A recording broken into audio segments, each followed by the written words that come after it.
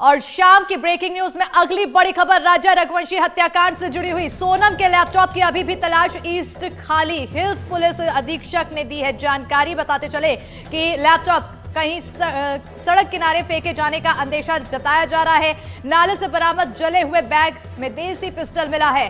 Bag से 2 magazine और 2 32 कारतूस भी बरामद किया गया। आरोपी सिलोम जेम्स की निशानदेही पर बरामदगी की गई है, तो सिलोम की कार से 50,000 रुपए भी बरामद किए गए हैं। बड़ी खबर, सोनम के लैपटॉप की तलाश अभी भी जारी है। ऐसे में माना जा रहा है कि उस लैपटॉप में कई अहम सबूत छुपे हो सकते हैं, जिसकी फाइल वहां पर फोल्डर में बनी होगी। और ईस्ट खासी हिल्स पुलिस अधीक्षक ने जानकारी दी है। लैपटॉप कहीं सड़क किनारे फेंके जाने का अंदेशा जताया जा रहा है, तो नाले से बरामद जले हुए बैग में देसी पिस्टल भी मिला है। बैग से 2 मैगजीन और 2 32 कारतूस भी बरामद किया गया। आरोपी सिलोम जेम्स की निशानदेही पर बरामदगी की गई है।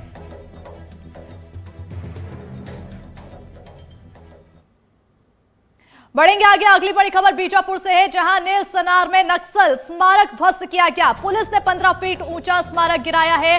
बंगोली गांव में बना था स्मारक, विचारधारा के प्रचार प्रसार के लिए बना था स्मारक। बड़ी और अहम जानकारी बीजापुर से दे रहे हैं। नेलसनार में नक्सल स्मारक ध्वस्त किया गया। पुलिस ने 15 फीट ऊंचा स्मारक गिराया है। तस्वीरें भी आपको दिखा रहे हैं, जहां ऊंचा स्मारक गिराया। बंगोली गांव में स्मारक बनाया गया था। बता दें कि विचारधारा के प्रचार प्रसार के लिए इस स्मारक का निर्माण किया गया था, जिसे अब पुलिस की तरफ से निरस्त कर दिया गया है। इसे बताते चले कि ध्वस्त किया गया है। पुलिस ने 15 फीट ऊंचा स्मारक गिरा दिया है। बांगोली गांव में स्मारक बनाया गया था विचारधारा के प्रचार प्रसार के लिए। और इसी पर ज्यादा जानकारी के साथ सहयोगी विकास तिवारी फोन लाइन पर जुड़ चुके हैं। विकास, एक बड़ी कार्रवाई स्मारक ध्वस्त की गई है पुलिस की तरफ से। नक्सलियों की गतिविधियों में भी बदलाव हुआ होगा इस पूरी कार्रवाई के बाद? देखिए, लगातार फोर्स जो है अब इंद्रावती नदी को पार करके अबूझ मार्ग के उस इलाके में पहुंच रही है।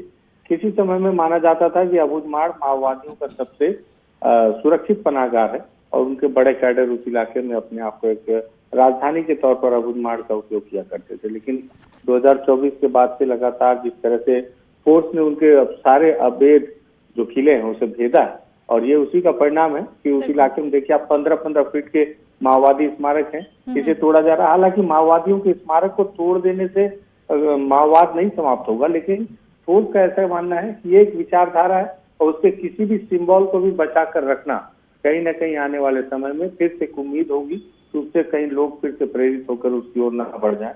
यही वजह है कि उन स्मारकों को भी तोड़ा जा रहा है, जिससे कि आने वाले समय में बस्तर से इसके पूरे इतिहास को समाप्त कर दिया जाए और इसका कोई जिक्र भी ना हो। बिल्कुल, नक्सलियों को खत्म करने, खात्मा की तो यहाँ पर लगातार कार्रवाई की जा रही है, लेकिन उनके पूरे इतिहास को भी खत्म करने के लिए कार्रवाई। बहरहाल बहुत शुक्रिया तमाम जानकारी देने के लिए विकास।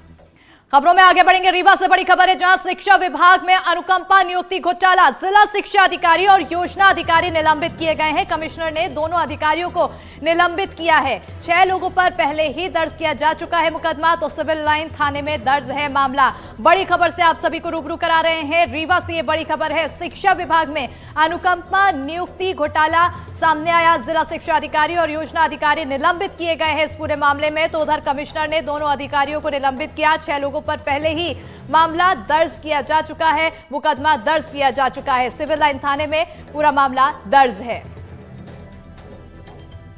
जैसा